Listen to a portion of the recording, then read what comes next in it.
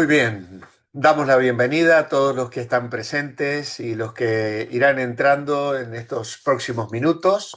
Y también saludamos a muchos que nos van a estar viendo a lo largo de los próximos días. Por lo menos 3 de los alumnos que se conectan directamente me han escrito esta tarde diciendo que no podrán entrar. No pueden estar en directo por situaciones de trabajo, de enfermedad, pero que van a ver la clase posteriormente. Así que también les mandamos un saludo y un deseo de bendición para todos. Vamos a poner este tiempo en las manos del Señor como habitualmente hacemos, porque necesitamos su ayuda. Señor, separados de ti nada podemos hacer. Por eso levantamos a ti nuestro clamor, pidiendo tu bendición para esta hora que vamos a compartir, mirando tu palabra, reflexionando acerca de esta salvación tan grande que tú nos has dado y contra la cual el enemigo quiere sembrar dudas en nuestros corazones. Como hijos e hijas de Dios, en esta hora queremos mirar tu palabra para arraigarnos en ella, para poder tener firmeza, para poder tener certeza de que somos de tu familia, porque tú has obrado en nosotros un cambio, un nuevo nacimiento, nos has dado una esperanza cierta. Señor, abre los ojos de nuestro corazón para comprender y aplicar estas verdades de tu palabra a nuestra vida. Lo pedimos hoy, orando agradecidos en el nombre de Jesús. Amén y amén. Muy bien, pues entonces vamos a compartir la pantalla. Vamos a compartir también el sonido para que me podáis escuchar. Y me voy a poner aquí en la pantalla para que solo aparezca el profe, nada más. Muy bien, pues más respuestas bíblicas a mentiras comunes. Es el segundo paso del quinto nivel y aquí lo tenemos a nuestro amigo cristiano cabizbajo con una expresión de derrota. No me siento como una criatura nueva. Muy bien, vamos a cambiar la dinámica. A partir de esta clase voy a dejar estas frases falso o verdadero como una tarea para que una vez que acabe la clase, vosotros, cada uno la pueda rellenar y luego que hace la foto y me manda la hoja con los blancos cubiertos, como hacéis semana tras semana, pues yo pueda revisar si habéis respondido correctamente a cada una de estas aseveraciones que tenemos aquí. Así que eso queda de vuestra mano. Comenzamos entonces con la mentira. Al ver sus fallas, muchos cristianos sienten frustración y desánimo. Cuando hablamos de fallas, estamos hablando de debilidades, hábitos pecaminosos, incluso que a veces no nos podemos librar de ellos con la rapidez que quisiéramos, ¿no? O también problemas que pueden ser de carácter, malos pensamientos o respuestas inadecuadas que damos a nuestra propia familia porque tenemos un mal genio y no logramos cambiarlo. Entonces, estas cosas nos llevan a preguntarnos, ¿por qué no me siento tan especial? Como ese primer momento cuando acepté a Cristo. Si soy salvo, ¿por qué sigo fallando? Claro, esa experiencia inmediata de aceptar a Cristo como Salvador personal ha sido un estallido de alegría, de entusiasmo, de nuevas perspectivas para la vida, pero a veces con el tiempo esa alegría inicial parece diluirse y mucho más si comenzamos a enfrentar situaciones donde notamos que hay una vieja naturaleza que sigue presionando y que a veces incluso parece tener la victoria, ¿no? Y claro, eso nos lleva a este pensamiento que nos deja esta cara de sorpresa que tiene nuestro amigo cristiano: no me siento como una criatura nueva. Claro, a estas inquietudes hay dos posibles respuestas. Posiblemente no se siente como nueva criatura, como una nueva persona, porque nunca nació de nuevo. Ojo, y esto es algo muy serio. Debe repasar su conversión para ver si entendió el Evangelio, si fue por pura emoción, si fue algo presionado, etcétera, etcétera. Aquí vamos a hacer un alto. Vamos a detenernos un momento. A lo mejor alguno de vosotros habéis conocido al Señor en la niñez, en épocas muy tempranas, quizá hijo de creyente, sus padres eran evangélicos, y damos por hecho que somos hijos de Dios porque nos hemos criado en un ambiente evangélico. A lo mejor alguno de vosotros aceptó a Cristo o tuvo una experiencia espiritual luego de escuchar a un buen pastor o predicador que de alguna manera muy emocional te llevó a tomar una decisión o hacer una oración, pero sin que tú entendieras demasiado todo lo que eso conllevaba, ¿no? Entonces, claro, ¿hemos entendido realmente el Evangelio? ¿Hemos experimentado una conversión plena tal como el Evangelio propone? Voy a poner en pantalla una pregunta. Y a esta pregunta la tenéis que responder en silencio. No necesito que abráis el micrófono ni que me lo digáis a mí. Pero la tenéis que responder rápidamente y con certeza. Esta pregunta se responde con un sí o con un no. Y de la respuesta que tú puedas dar depende la certeza que puedas tener de haber nacido de nuevo, de haber comprendido realmente el mensaje del Evangelio. Y estas preguntas que voy a poner son las preguntas de diagnóstico que se suele llamar, y es esta: ¿ha llegado usted a un punto en su vida espiritual en el cual está seguro que si muriera hoy iría al cielo? ¿Sí o no? No tiene mucho que pensar. ¿Tienes la certeza de que cuando mueras vas a ir al cielo? ¿Has llegado a ese punto en tu vida espiritual?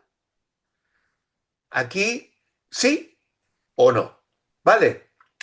Ahora, voy a colocar otra pregunta y esta requiere algo más de tiempo. Estas preguntas se las suelo hacer yo a todas las personas que llegan por primera vez a la iglesia. Muchos llegan diciendo que son cristianos, vienen de otras naciones, están integrándose porque han venido por trabajo a situaciones aquí en España y me dicen: no, yo era creyente, me reunía en tal iglesia, mi pastor era fulano de tal, lo que quieras contarme, me parece fantástico, pero vas a responderme estas dos preguntas. Y la primera es esa: ¿has llegado a un punto en tu vida espiritual?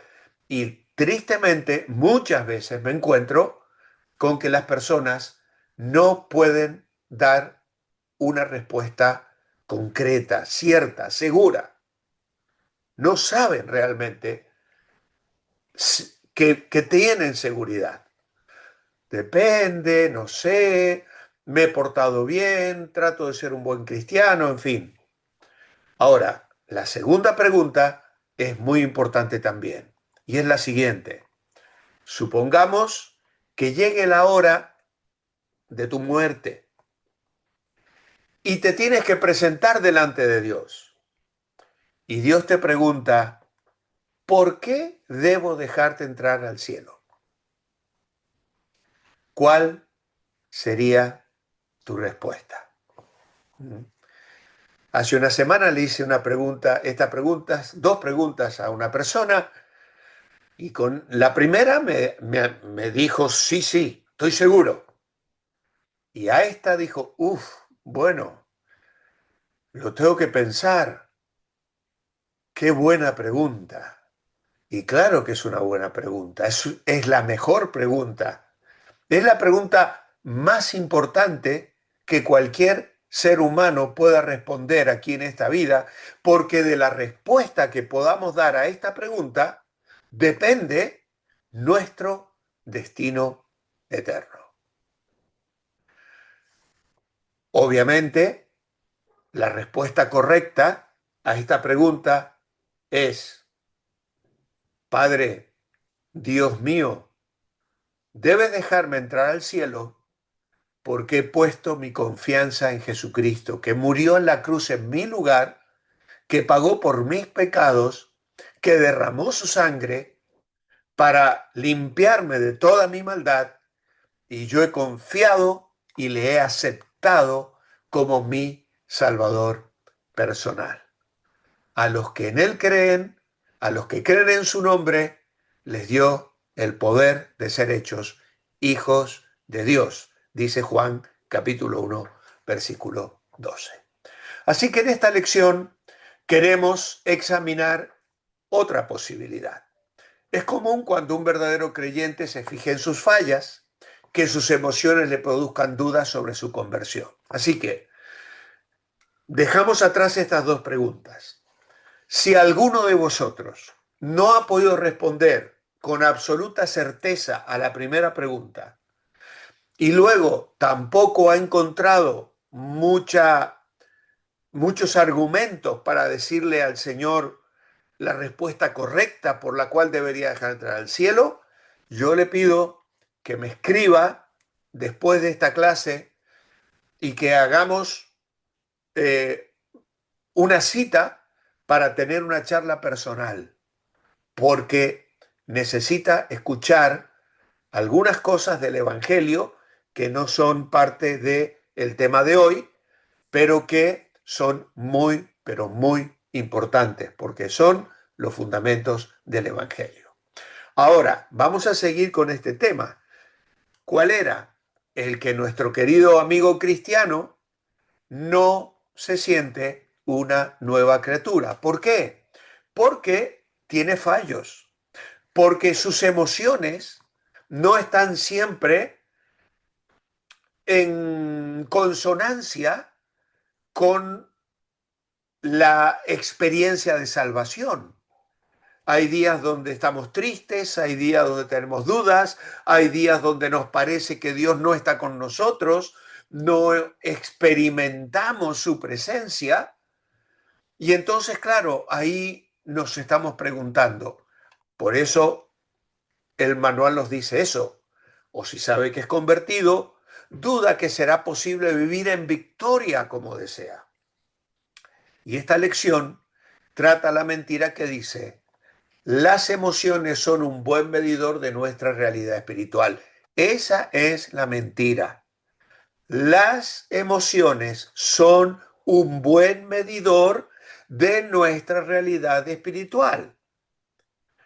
Es mejor ver lo que dice la Biblia a estar basándonos en nuestras emociones, porque nuestras emociones fluctúan.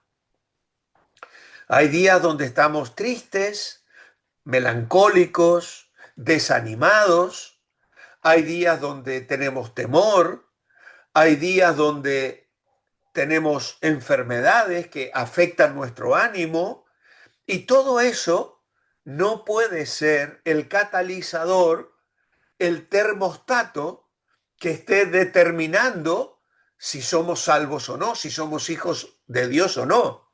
Nuestras emociones varían y están relacionadas incluso al clima, como hablábamos hace un rato, ¿no?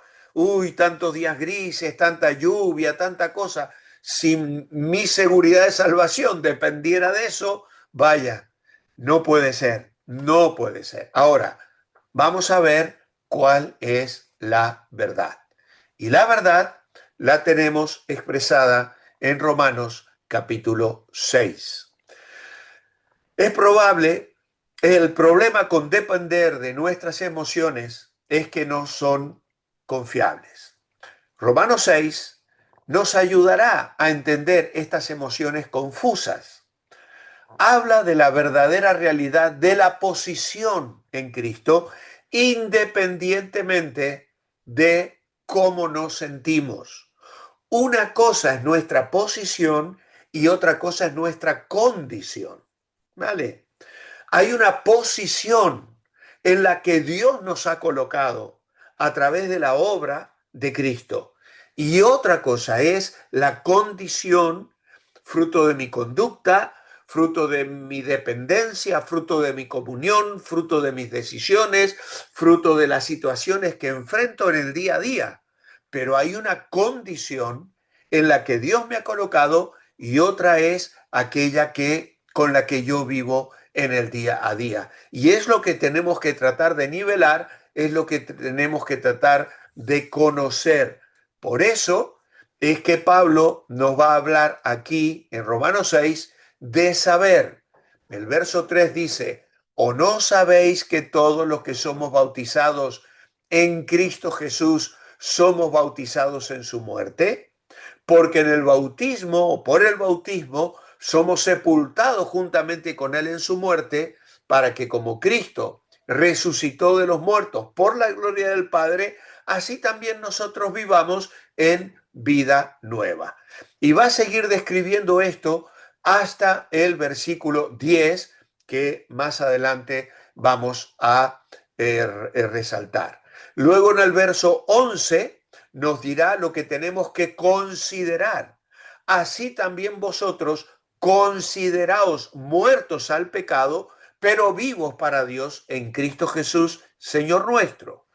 Y como resultado de esto, por lo tanto, el verso 12, por lo tanto, que el pecado no reine en vuestro cuerpo mortal para obedecerlo en sus malos deseos. Tampoco presentéis vuestros miembros al pecado como instrumentos de iniquidad, sino presentaos vosotros mismos a Dios como vivos de entre los muertos. Así que la repetición de la palabra saber, aquí en el verso 3, que se repite luego en el 6, dice, sabemos que nuestro viejo hombre fue crucificado juntamente con él. Y luego en el verso 9 dice, pues sabemos que Cristo, como ha resucitado de los muertos, ya no volverá a morir, la muerte ya no tiene dominio sobre él. Así que esta repetición de la palabra saber indica que Pablo quería que entendiéramos una doctrina básica. Hay algo que yo tengo que saber, dice Pablo aquí. Y es que la vida cristiana se basa en esas verdades cristianas. El deber siempre está fundado en la doctrina. Cuando yo escucho mucho hablar esto, ¿no? Es que esta es una iglesia que tiene sana doctrina. Es que usted, pastor, predica sana doctrina. Gracias a Dios por la doctrina, por la enseñanza, que sea sana, que sea verdadera, que esté fundamentada aquí en la palabra de Dios. Pero esa doctrina, esa verdad, la tengo que conocer. Si Satanás puede mantener a un creyente en la ignorancia, también podrá mantenerlo impotente, derrotado, frustrado y desanimado. La verdad fundamental que Pablo estaba enseñando es la identificación del creyente con Cristo en su muerte, sepultura y resurrección. Eso es lo que Pablo está enseñando aquí en Romanos 6. Claro, por naturaleza estamos identificados con Adán en el pecado y la condenación. Pero ahora, al conocer a Cristo, estamos identificados con Cristo en su justicia, y en la justificación con la que Él ha envuelto mi vida. Esto viene del capítulo 5, versículo 12, donde Pablo pone énfasis en las causas y no en las acciones. Dice, por lo tanto, del mismo modo en que el pecado entró en el mundo por un hombre y por el pecado la muerte, así la muerte pasó a toda la humanidad, por cuanto todos pecaron. Así que en el capítulo anterior, Pablo pone énfasis en la raíz del pecado y no solo en los frutos del mismo. Ahora, Cristo no solo murió por nuestros pecados, sino que también murió al pecado y nosotros morimos con él.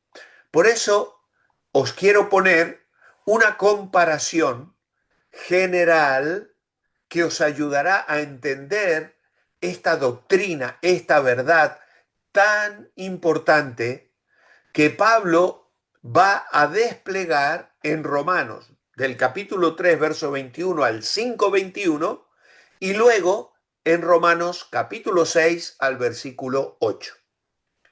Y este esquema, esta comparación, nos explicará mejor el contraste. Por un lado, en estos primeros capítulos, Pablo describe la sustitución. Él murió por mí, ¿vale? Y lo va a desplegar de una manera realmente extraordinaria. Toma nota de esto para luego leer estos capítulos en tu tiempo personal. Ahora, en Romanos 6 al 8, Pablo está hablando de identificación. Yo morí con él. Una realidad espiritual realmente extraordinaria. No podíamos nosotros poner los pecados sobre Cristo. Dios los tomó y lo puso. Por eso, cuando yo hablo de Isaías 53:6, muchas veces digo lo que hizo Dios. Todos nosotros nos descarriamos como ovejas, cada cual se apartó por su camino, mas Dios cargó en él el pecado de todos nosotros. Eso es sustitución. Pero lo podía hacer Dios, yo no lo podía hacer. Yo no podía ir a la cruz y echar mis pecados sobre Cristo. En un sentido, lo hago cuando acepto su invitación a hacerlo o cuando entiendo que Dios lo tomó y lo hizo por mí, porque yo no estuve hace 2000 años en las afueras de Jerusalén ni junto al Calvario, ni podré, pero Dios lo hace. Es una verdad espiritual. Ahora, la identificación sí es algo que yo puedo entender y aceptar.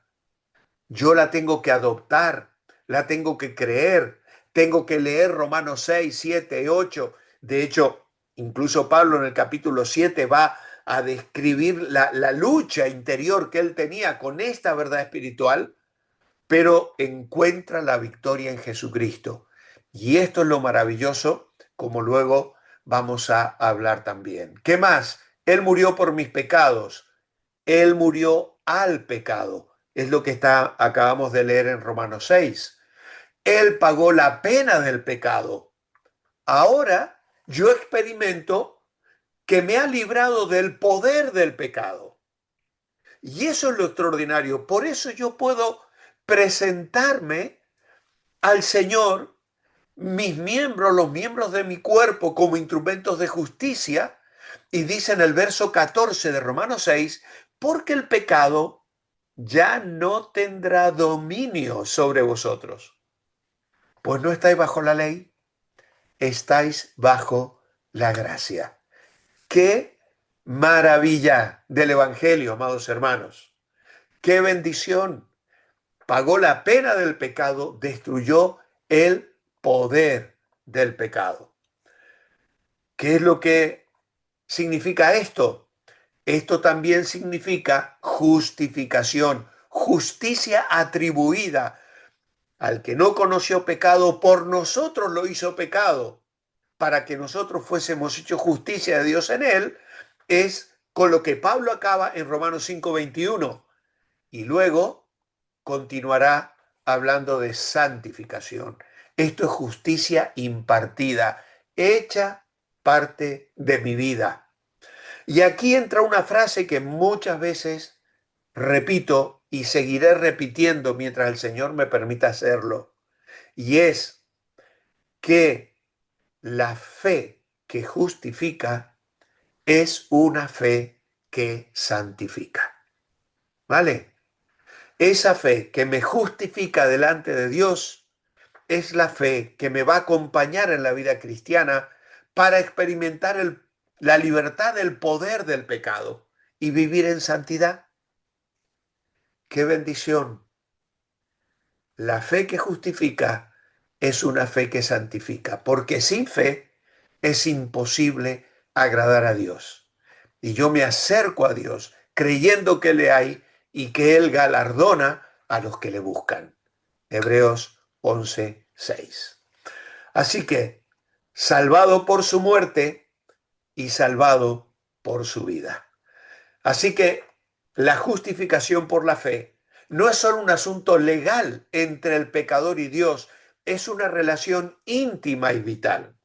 Es una justificación que trae vida. Estoy en Cristo, identificado con Él, por lo tanto, lo que le aconteció a Cristo me aconteció a mí. Cuando Él murió, yo morí. Cuando Él resucitó, yo resucité en Él. Y ahora, Efesios 2 dice, estamos sentados en lugares celestiales juntamente con Cristo. Puedes leerlo en Efesios capítulo 2, verso 1 a 10 y en Colosenses 3, 1 al 3. Por esta causa de esta unión vital con Cristo, el creyente tiene una relación totalmente nueva con respecto al pecado. Así que volvemos al punto 1. Hoy la lección es muy interesante y creo que tiene una riqueza extraordinaria y vale la pena dedicar tiempo para esto. Así que cuando alguien preguntó a Pablo en el verso 1 si un creyente podía seguir pecando, pequemos para que la gracia abunde. Total, habrá más gracia. Mientras más pequemos, más perdón, ¿no? Bueno, ¿cuál fue la respuesta? Que los creyentes hemos muerto al pecado. Ya no vivimos en él. Es que es una incoherencia. De ninguna manera.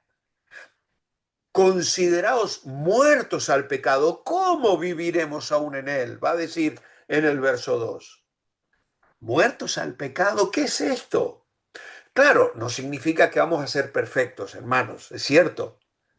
Es probable que hoy tú y yo hayamos pecado en pensamiento, en palabra, en juicio, en algo que hemos hecho, un pensamiento que no ha venido del Señor, obviamente. Pero otra cosa es lo que ellos estaban proponiendo. ¿Seguiremos pecando para que haya más gracia? No, dice, no, de ninguna manera. ¿Por qué? Pues tenemos que leer los versos 2 al 10, donde ahí se nos dice que fuimos unidos a Cristo, que resucitamos con Él y que el pecado perdió su poder en nosotros los creyentes.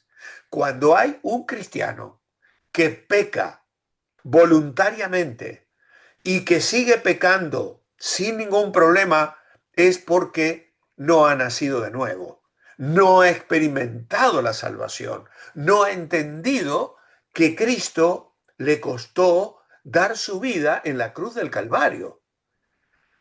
Por eso él está hablando aquí de que hemos muerto al pecado, hemos sido bautizados en Cristo Jesús. Y al ser bautizados en Cristo, somos bautizados en su muerte. Porque por el bautismo somos sepultados juntamente con Él en su muerte, para que como Cristo resucitó de los muertos por la gloria del Padre, así también nosotros andemos en vida nueva. Ahora, aclaremos que algunos toman el bautismo que menciona el verso 3 y 4 como una referencia al bautismo en agua. Pero si yo lo entiendo así, eso implicaría que uno no es salvo hasta que se bautiza.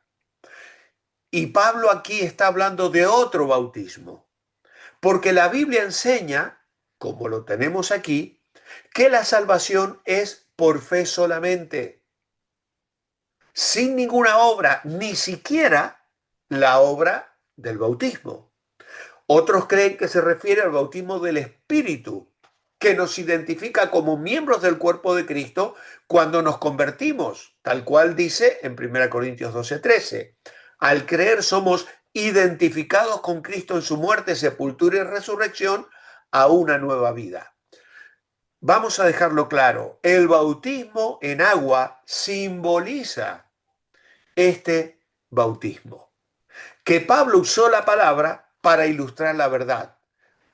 Y esta palabra griega, bautismo, tiene dos significados principales. Uno literal, que es zambullir o sumergir, y otro que es figurativo, que significa ser identificado con. Y un ejemplo de esto lo tenemos en 1 Corintios 10:2, donde dice, y todos en Moisés fueron bautizados en la nube y en el mar.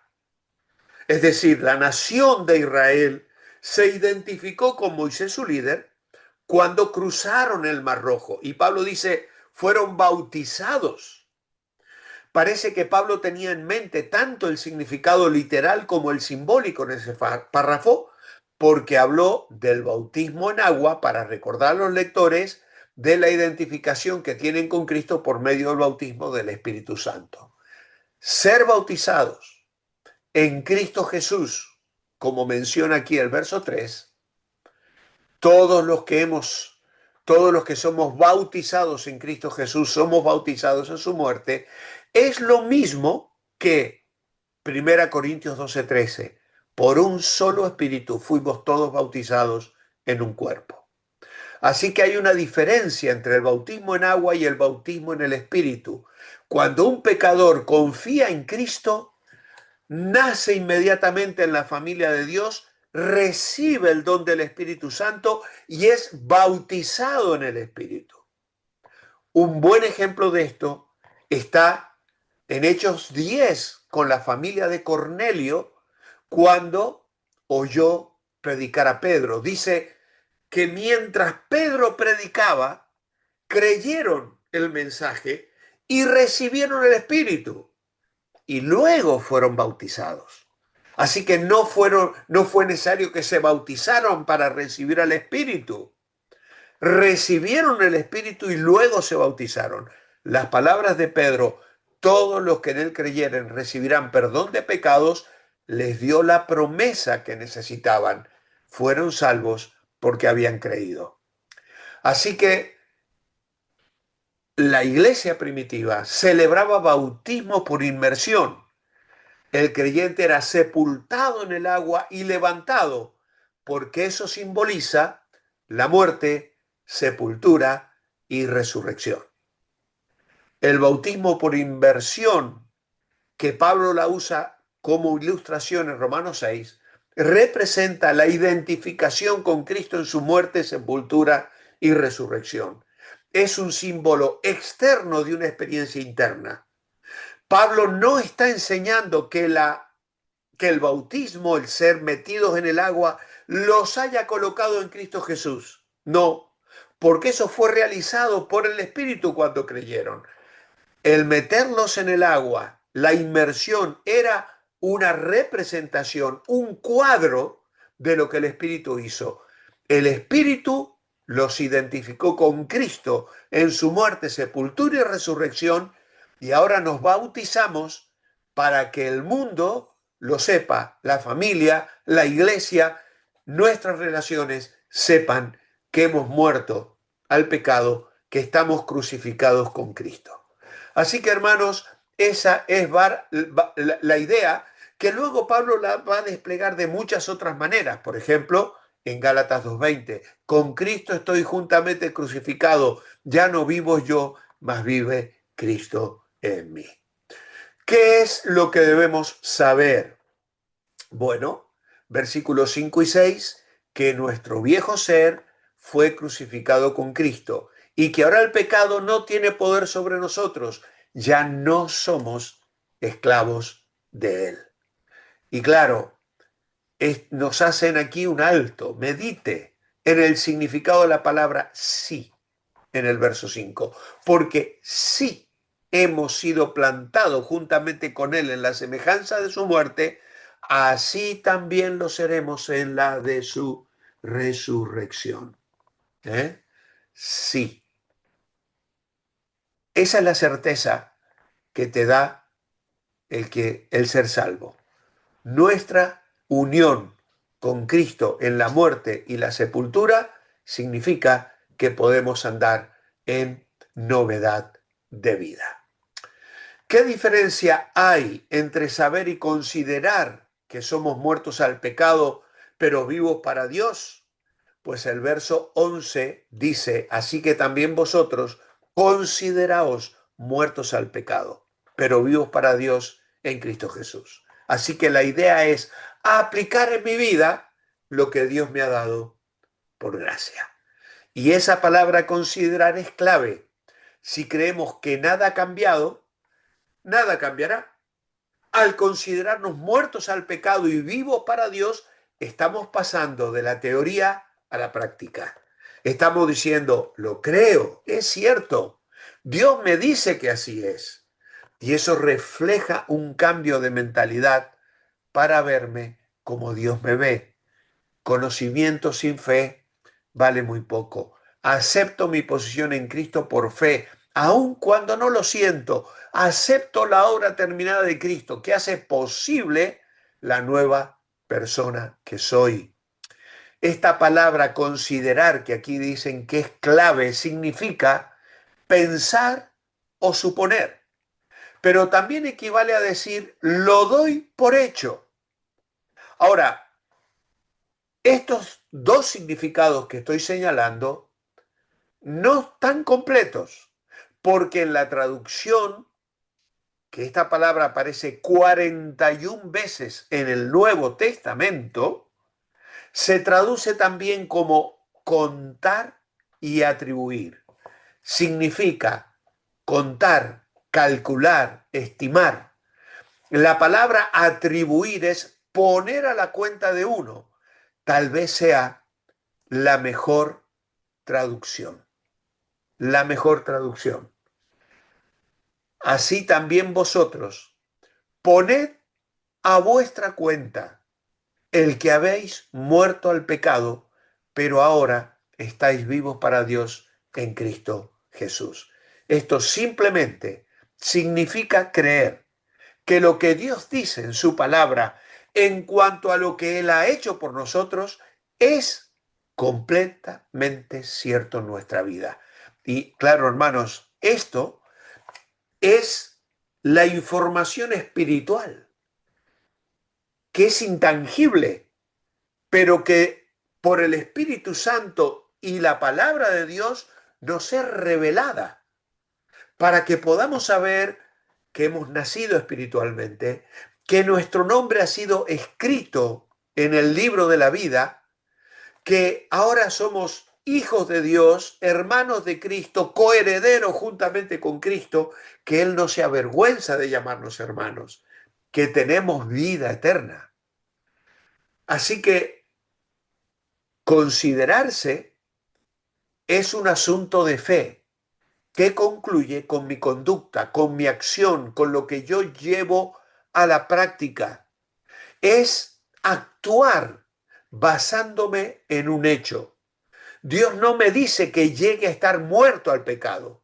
Me dice que ya estoy muerto al pecado y vivo para Dios y tengo que actuar conforme a eso. Y aunque yo no lo haga, sigue siendo cierto. La primera cosa que Pablo enseñó, saber, está centrada en la mente, y esta segunda, considerar, está enfocada en el corazón. La tercera enseñanza se relaciona con la voluntad. Por eso encontramos ahora un alto. Cuando uno dice, no me siento como una persona nueva, pregúntese, ¿qué es más confiable? ¿Lo que usted siente o lo que Dios dice? ¿En verdad se considera muerto al pecado y vivo para Dios? ¿Cómo afectaría su vida si dice en la mañana, a mediodía y en la tarde, me considero muerto al pecado y vivo para Dios, aún en los momentos cuando no lo siento? Así que se nos llama aquí a presentarse, a ofrecerse. Los versos 12 a 14 nos dicen, por lo tanto, que el pecado no reine en vuestro cuerpo mortal para obedecerlo en sus malos deseos.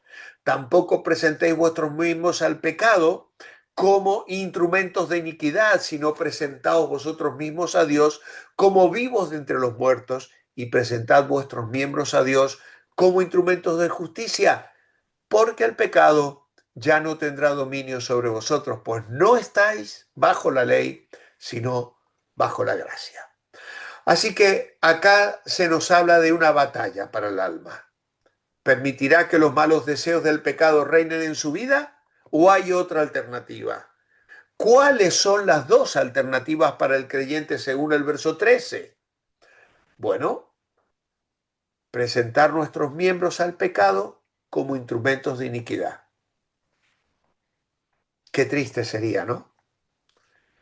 Que como hijos de Dios presentemos nuestros cuerpos al pecado. Y tristemente hay pastores que lo hacen, hay líderes que lo hacen, hay creyentes por todo el mundo haciéndolo todos los días, viviendo doble vida, engañando a la iglesia, engañando a sus esposas, a sus esposos, engañando a los pastores, pero no engañando al Señor.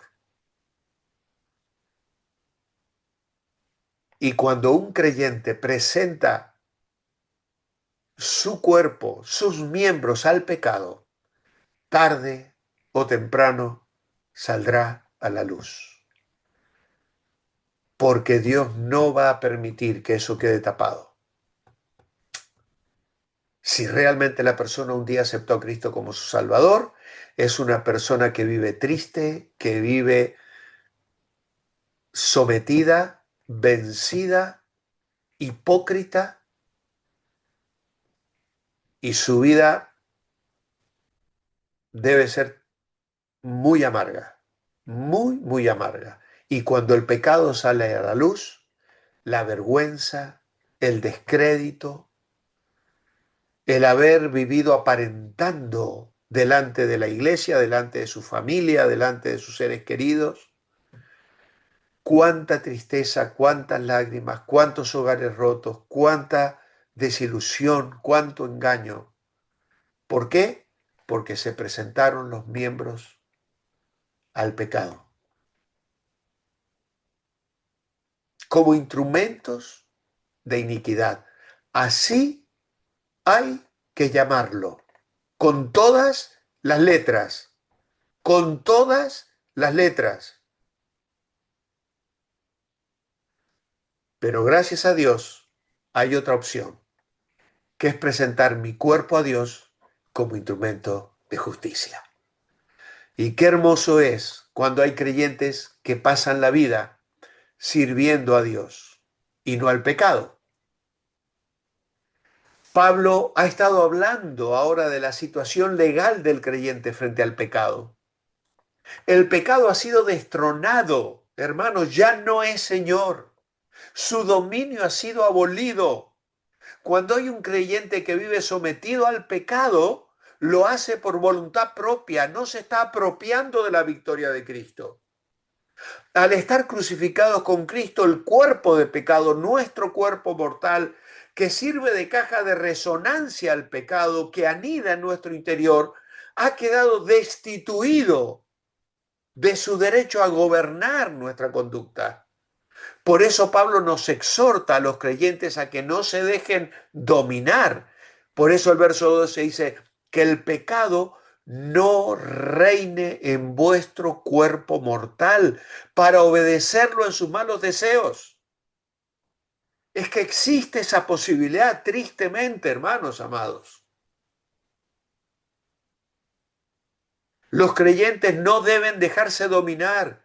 sirviendo al pecado en las propias concupiscencias, con las malas inclinaciones que anidan en nuestro interior. Pero ese pecado ha perdido el derecho sobre nosotros. Una ilustración muy sencilla nos puede ayudar a entender esto. Supongamos que un general ha sido degradado y destituido de su cargo por faltar a las normas del ejército. Puede, de hecho, intentar dar órdenes a los soldados, pero como ha sido destituido, no tiene derecho a darlas, ni puede demandar ser obedecido.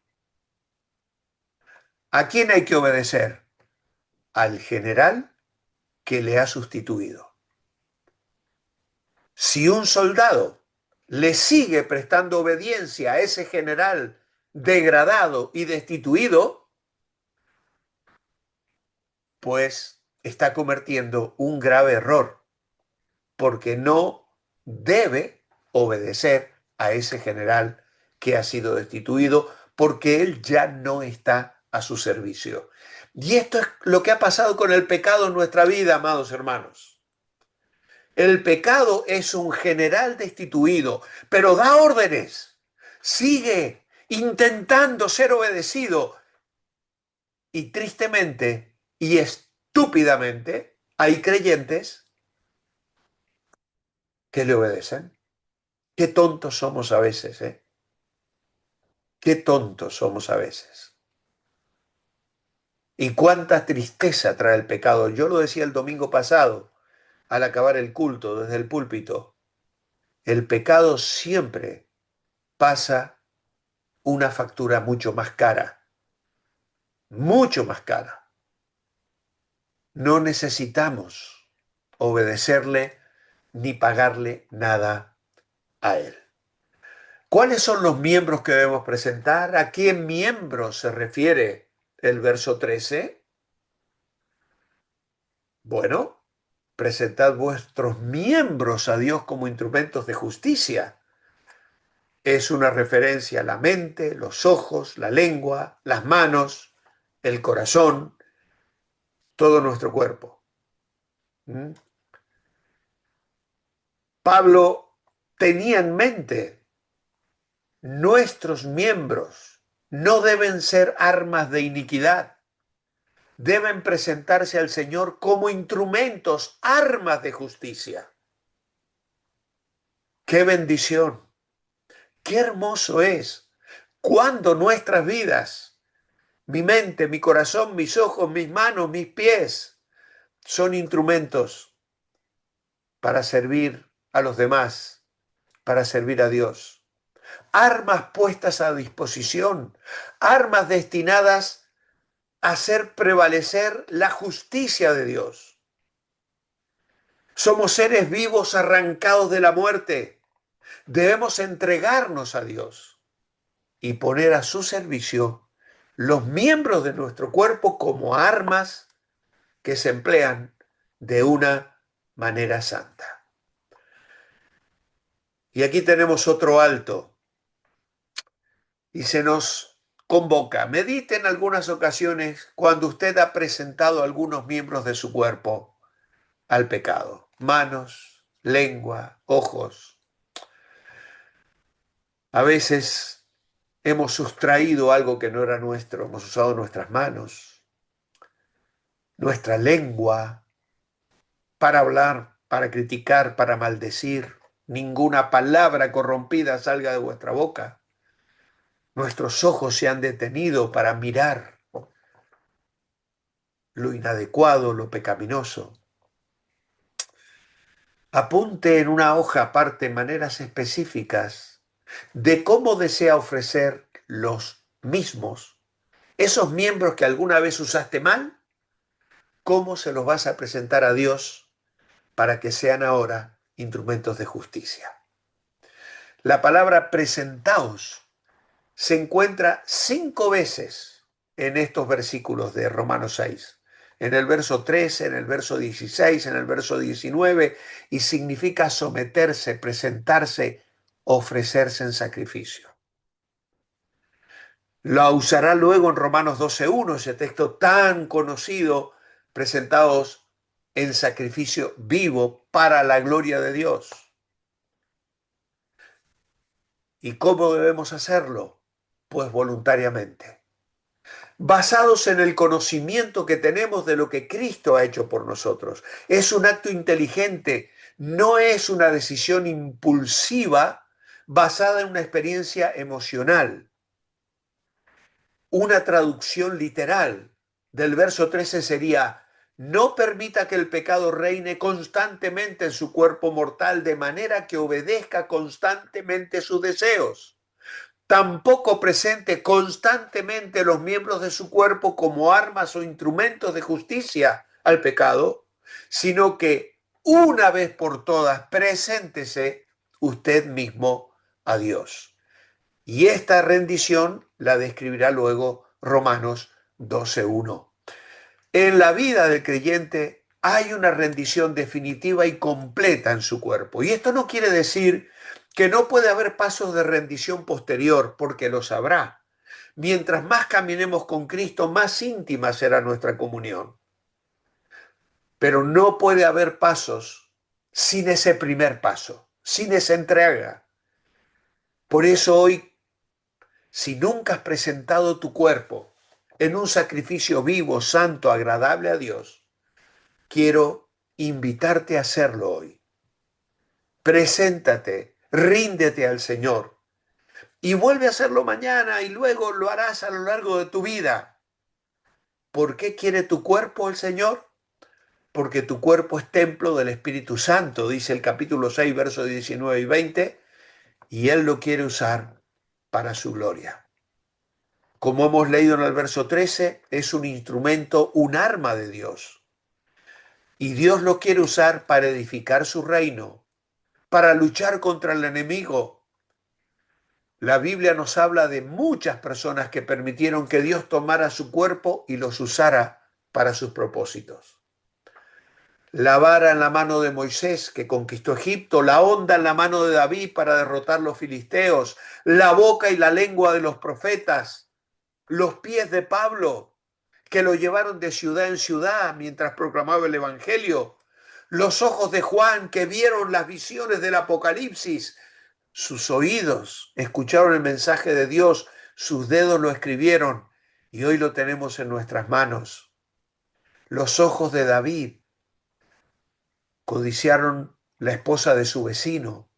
Su mente ideó un plan maligno, su mano firmó una orden cobarde para matar al esposo de esa mujer. Y luego en el Salmo 51 podemos ver que todo su cuerpo fue afectado por el pecado. Sus ojos, verso 3, su mente, verso 6, sus oídos, verso 8, su corazón, verso 10, sus labios y la boca, verso 14 y 15. No nos asombra que David haya orado por una limpieza completa.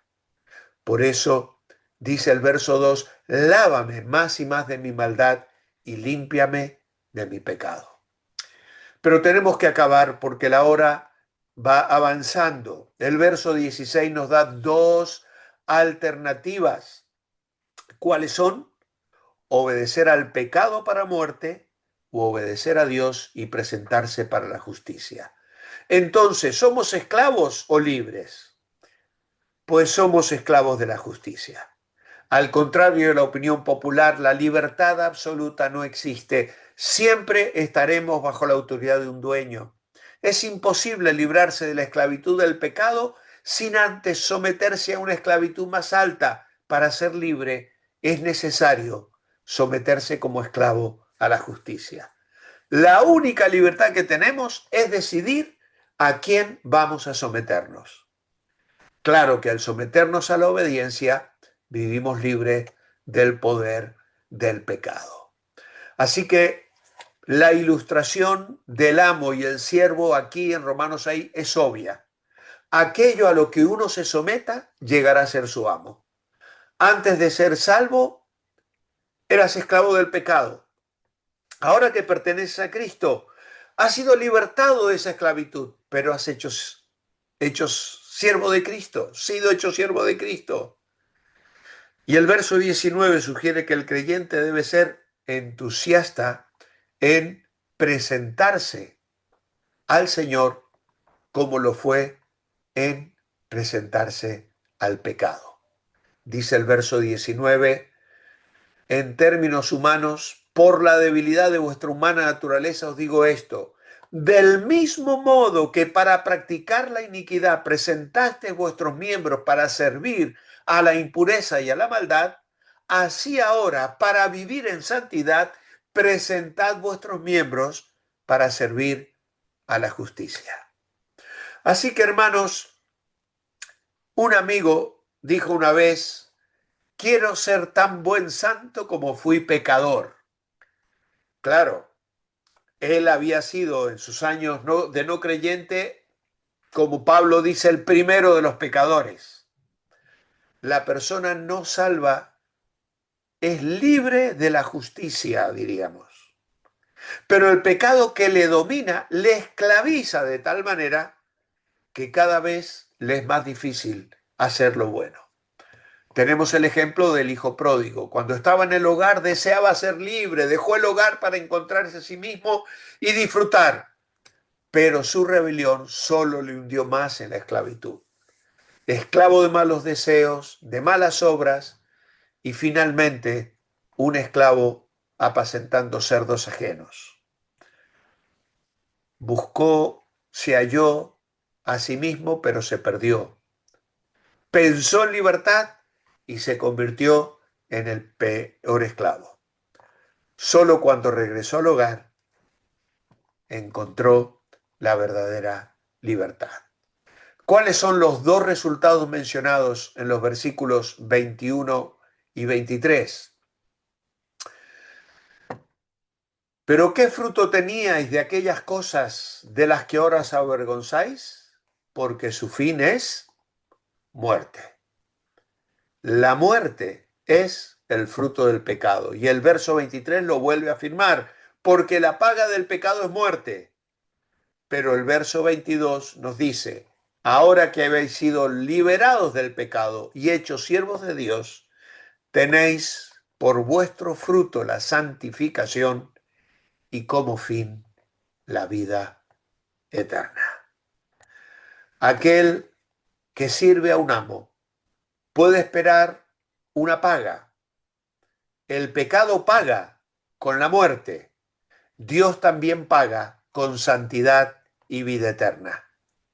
En la vida anterior llevamos frutos del que ahora nos avergonzamos. En la nueva vida en Cristo producimos fruto que glorifica a Dios y trae gozo a nuestras vidas. Generalmente usamos el versículo 23 con referencia a los perdidos y se aplica, por supuesto, pero es una advertencia para los salvos. Primera de Juan 5:16 dice que hay pecado de muerte. Y Pablo, escribiendo a los Corintios en el capítulo 11, verso 30, dice, por lo cual hay muchos enfermos y debilitados entre vosotros y muchos duermen. Un ejemplo de esto es Sansón. No quiso someterse a Dios, se presentó a los deseos de la carne. ¿Y cuál fue el resultado en su vida? Muerte. Si un creyente rehúsa rendir su cuerpo al Señor, pero usa sus miembros para fines pecaminosos, entonces está en peligro de ser disciplinado por el Padre Celestial. Y esa disciplina incluso puede ser la muerte. Hebreos 12, 5 al 11 dice claramente que Dios es un padre que disciplina a sus hijos. Así que estas enseñanzas deben ser atendidas en nuestra vida. Saber que has sido crucificado con Cristo y que estás muerto al pecado. Considerar que este hecho es real en tu propia vida y presentar tu cuerpo al Señor para ser usado para su gloria. Estas tres cosas, saber, considerar y presentarse. Este es el mejor camino. Saber que al recibir a Cristo el hombre viejo murió y resucitó una persona nueva. Considerarnos muertos al pecado y vivo para Dios, si no el pecado seguirá dominando nuestra vida. Adopta una nueva mentalidad en cuanto a quiénes somos. Considerar significa creer que lo que Dios dice es cierto aun cuando no lo sintamos, y presentar o ofrecer los miembros de nuestros cuerpos a Dios y no al pecado. Nos toca decidir a qué serviremos, al pecado, a la justicia, mediante la obediencia. Despedimos la clase con esta oración escrita. Señor, tú sabes que todavía lucho con el pecado y a veces dudo que sea posible vencerlo. Y aunque no entiendo todo, por fe declaro que soy muerto al pecado, que no tengo que hacer caso a ello. Considero que soy nuevo aun cuando no me siento así. Lo acepto por fe porque tú me dices que es verdad. Dios, yo te ofrezco todo mi ser. Te doy mis manos, mi boca, mis pies, mis oídos y sobre todo mi mente. Decido someterme a ti momento tras momento. Hermosa oración. Así que es cuestión de la mentalidad que tiene. Uno puede saber todo sobre la vida nueva, pero hasta que lo hago mío, hasta que lo considero, voy a seguir viviendo lo mismo que antes. Hay muchos que creen todo lo correcto, pero viven como si fuera mentira. Por el contrario, este hombre está alineado con la mentalidad que Dios nos da. Se considera muerto al pecado y vivo para Dios, aun cuando hay emociones que luchan en su interior. Se presenta cada día y le dice: Dios, eres mi dueño, úsame para tu gloria. Así también vosotros, considerados muertos al pecado, pero vivos para Dios en Cristo Jesús, Señor nuestro. Así que, amados, me encanta esta lección. Espero que a vosotros también os haya sido de bendición. Luego de la pregunta 6 que dice apunte en una hoja aparte, ¿eso es una tarea o no? O sea, ¿lo tenemos que hacer o no? Sí, pero es personal. Esto no me lo tienes que mandar a mí, ¿vale? Muy bien, amados, pues nos despedimos entonces. Gracias a todos por estar allí. Voy a orar por cada uno de vosotros. Señor, gracias por la obra de Cristo. Es tan maravilloso el Evangelio. Qué maravillosas noticias, Señor. Oh, que podamos amarte, servirte, presentar nuestros miembros como instrumentos de justicia.